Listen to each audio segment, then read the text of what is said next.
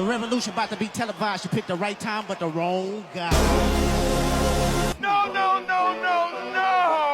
Too loud, too reckless, too ghetto. Mr. Lamar, do you really know how to play the game? Then tighten up! Halo administrator Buddha, perkenalkan nama saya Nikita Juditya Andini dengan NIM 233010702028. Jadi pada saat ini saya akan bahas terkait bagaimana sih kondisi atau situasi dari demokrasi di Indonesia. Untuk itu kita akan bahas di bagian selanjutnya. Halo administrator muda, hari ini kita akan bahas sebuah pernyataan penting bahwa bagaimana kondisi demokrasi di Indonesia saat ini. Apakah masih sesuai dengan cita-cita reformasi atau justru semakin berbahaya? Untuk itu mari kita bahas bersama-sama. Mula-mula kita akan membahas terkait sejarah singkat demokrasi Indonesia. Jadi, sejak reformasi tahun 1988, Indonesia telah mengalami kemajuan besar dalam sistem demokrasinya. Nah, pemilihan umum yang bebas, kebebasan pers, serta keterlibatan masyarakat dalam politik adalah beberapa indikator keberhasilan dari demokrasi tersebut. Namun dalam beberapa tahun terakhir ini banyak pihak yang menilai bahwa demokrasi kita Indonesia ini sedang mengalami kemunduran. Jadi kondisi demokrasi saat ini menurut saya berdasarkan berbagai laporan dan pengamatan ada beberapa tantangan yang dihadapi demokrasi Indonesia, yaitu penurunan indeks demokrasi. Nah, laporan terbaru ini bersumber dari The Economist Intelligence Unit atau EIU yang menunjukkan bahwa Indonesia mengalami penurunan dalam indeks demokrasi dan kini masuk dalam kategori demokrasi yang cacat. Nah, faktor utama yang mempengaruhi adalah melemahnya kebebasan sipil dan pengaruh berlebihan kekuatan eksekutif dalam kebijakan negara. Kemudian ada peran militer yang meningkat. Kemarin kan sedang panas terkait undang-undang TNI. Nah, jadi pemerintah saat ini mulai memberikan lebih banyak posisi strategis kepada militer dalam pemerintahan. Nah, hal ini mengingatkan kita pada masa era Orde Baru, di mana militer memiliki peran dominan dalam kehidupan sipil. Kemudian ada intimidasi terhadap jurnalis dan aktivis. Nah, seperti yang diberitakan yang lalu, ada jurnalis Tempo yang mendapat kiriman kepala babi dan bangkai tikus. Nah, jurnalis atau aktivis yang mengkritik pemerintah ini mengalami intimidasi dan ancaman.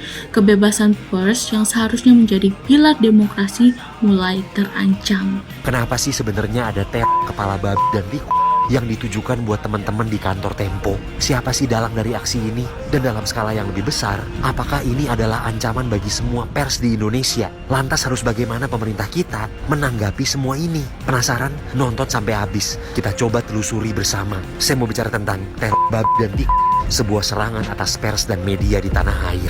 Pertama-tama, buat yang belum tahu, aksi ini sudah dilaporkan ke Mabes Polri dan Kapolri Listio Sigit Prabowo sudah menginstruksikan Kepala Bareskrim untuk mengusut aksi ini. Dan iya, memang betul, aksi ini harus diusut tuntas. Temukan pelakunya, bongkar siapa dalangnya. Atau Bapak Ibu mau diam dan menyepelekan aksi ini, sama seperti yang dilakukan oleh Kepala Kantor Komunikasi Kepresidenan, Pak Hasan Nasbi, yang bilang kepala babinya dimasak aja. Iya, katanya dia hanya mengutip pernyataannya Francisca Christy Rosana alias Cica, wartawan Tempo yang namanya tertulis di kiriman kepala babi.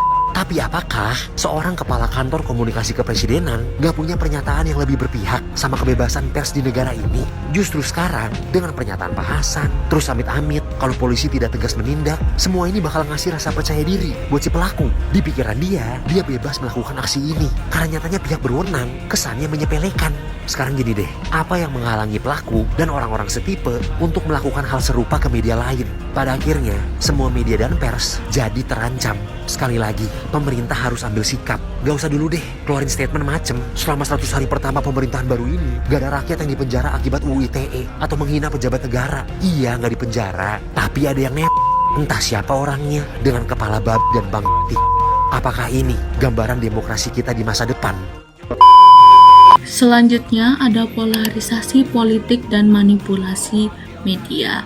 Nah, narasi politik di media sosial ini semakin dipenuhi oleh kampanye hitam dan disinformasi.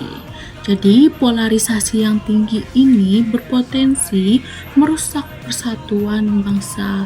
Karena itu banyaknya informasi-informasi yang bersinggungan sehingga adanya pihak pro dan kontra. Jadi, apakah demokrasi Indonesia saat ini berbahaya? Saat ini demokrasi Indonesia masih berjalan, tetapi ada tanda-tanda yang mengkhawatirkan.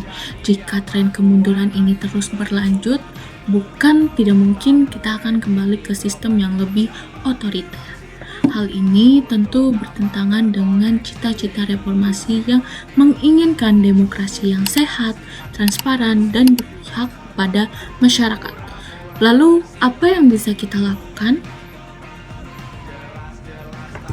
Yang pertama, kita harus meningkatkan tingkat kesadaran politik. Kita harus memberikan edukasi diri dan juga memberikan edukasi kepada orang-orang di sekitar kita tentang pentingnya demokrasi. Kemudian, kita harus gunakan hak suara dengan bijak. Pilih pemimpin yang benar-benar memiliki komitmen terhadap demokrasi sehingga mengurangi perpecahan. Selanjutnya, kita harus dukung kebebasan pers dan aktivis. Jangan hanya diam ketika ada upaya untuk membungkam kebebasan berekspresi.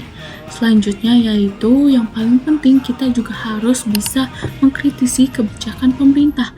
Kita harus menyuarakan pendapat dengan data dan fakta yang valid agar demokrasi tetap terjaga. Nah, itu dia sobat administrator muda.